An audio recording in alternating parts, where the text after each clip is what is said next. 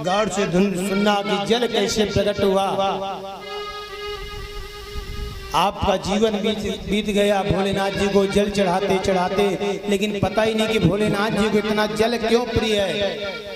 यहाँ की गंगा जल चढ़ाते हैं तो बाद में जल चढ़ाओ, दूध चढ़ाते हैं उसके बाद भी जल चढ़ाओ, दही से स्नान कराओ तो फिर मत गंगा जल से भी शुद्ध ये अब साधारण जल है जो है ये है। आखिरकार एक जल है, कहाँ से आया, कैसे प्रकट हुआ, भोलेनाथ जी को इतना प्रिय क्यों है। कौन कौन जानना चाहता है हाथ उठा के बताएं जल कैसे प्रकट हुआ।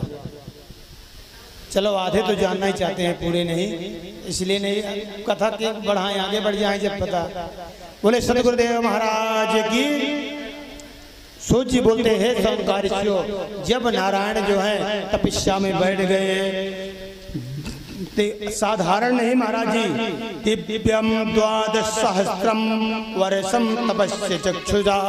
बोले दिव्यम 12 सहस्त्रम मतलब 12,000 वर्षों तक नारायण तपस्या करते रहे बैठे। कितने?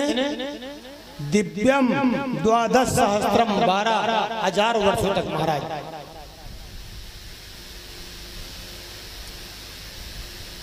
आज बोलते हैं कि जैसे नारायण तपस्या में बैठे, और जब तपस्या में ध्यान में बैठे तो शरीर में ध्यान लगाए तो परिश्रम हुआ, तो शरीर से उनके जो है तो क्या बहने लगा, पसीना मारा। थोड़ा सा पंखा बंद हो जाए तो फिर देखो यहाँ 2 मिनट में हो जाता है, वो विराट स्वरूप है। तो बोलते हैं परिश्रम वतस्तस्यो विष्णु स्वांगे भेवचा जलधारा ही संयाता विविधा शिव माया। जैसे ही नारायण, अगर आपको अधिक जानकारी की शिव पुराण से ही बता रहे महाराज जी कहीं से, तो ये आपको जो है तो रुद्र संहिता के प्रथम खंड के जो है 6वें अध्याय के 5वें श्लोक में है कि कैसे जल प्रकट हुआ। जल कहाँ से प्रकट हुआ? बोलते हैं कि परिश्रमावतस्तस्यो विष्णु स्वांगे भ्युचा। परिश्रमामस्तस्य, जब विष्णु जी तपस्या तप किए, इतनी परिश्रम किए, स्वांग भेवसा, शरीर जो गर्म हुआ स्वांग, तो जलधारा ही संयाता, जलधारा पसीने की इतनी जल की धारा शरीर से निकली, एकदम नदियों के समान विशाल स्वरूप है कि बोलते देखते देखते पूरा संसार जलमग्न हो गया। जलभूता जलभूत संसार भी जलमग्न हो गया।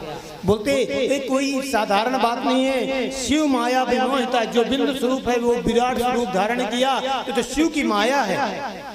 किसी को प्रधानता देना है तो बोलते विविधा शिव माया, शिव की माया से, शिव की कृपा से पूरा नारायण के विष्णु के शरीर से इतना पसीना निकला, पूरा संसार क्या हो गया? जलमग्न हो गया।